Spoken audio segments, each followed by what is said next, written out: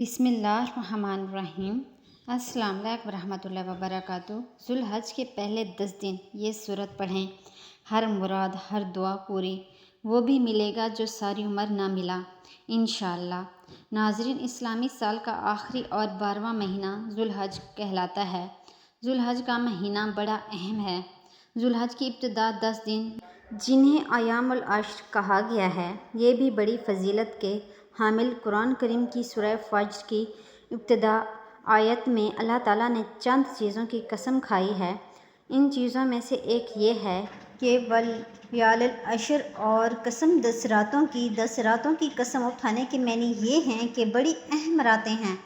اس آیت کی تفسیر میں حضرت عبداللہ بن عباس رضی اللہ عنہ فرماتے ہیں کہ ان سے مراد ذوالحج کے ابتدائی 10 دن ہیں، اور یہ سال کے سب سے افضل دن۔ اس ایام کی عبادت اور اعمال اللہ کو بڑے محبوب ہیں۔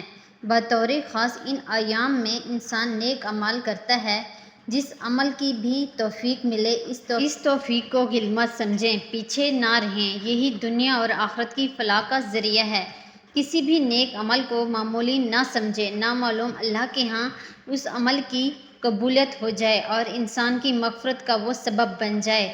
ترمذی شریف میں حضرت ابن عباس رضی اللہ عنہ سے منقول ہے کہ رسول اکرم صلی اللہ علیہ وسلم نے فرمایا، ان دنوں میں کوئی دن ایسا نہیں جس میں نیک عمل کرنا اللہ کے نزدیک ان 10 دنوں یعنی ذوالحج کے پہلے عشرے سے زیادہ محبوب ہوں۔ تو ناظرین، یہ بہت ہی پیارا مہینہ شروع ہونے والا ہے۔ اس مہینے میں آپ زیادہ سے زیادہ اللہ کا ذکر کریں، اللہ کو یاد کریں، نماز پڑھیں، قرآن پاک کی تلاوت کریں۔ ذوالحج کے پہلے 10 دن جو قرآن کی یہ سورت پڑھے گا، اللہ بن مانگے اسے اس کی پسندیدہ چیز دے گا، یعنی اس کی حاجات کو پورا کرے گا۔ کوئی بھی ایسی دلی خواہش ہے وہ پوری ہوگی۔ تو ناظرین، پہلے 10 دن آپ نے سورہ رحمان کی تلاوت کرنی ہے۔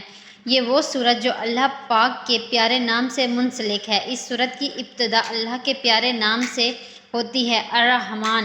اس پیارے مہینے میں اس سورت کی تلاوت کرنے والا اللہ کے مزید قریب ہوگا، اللہ کے پسندیدہ بندوں میں شامل ہو جائے گا، وہ ملے گا جو اس نے کبھی سوچا نہ ہوگا انشاءاللہ۔ تو آپ نے سورہ رحمان کو روزانہ پہلے 10 دن ایک بار لازمی پڑھنا ہے۔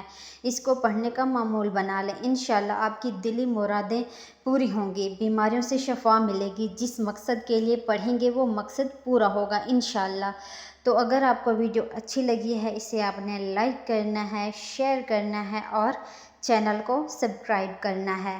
جزاک اللہ۔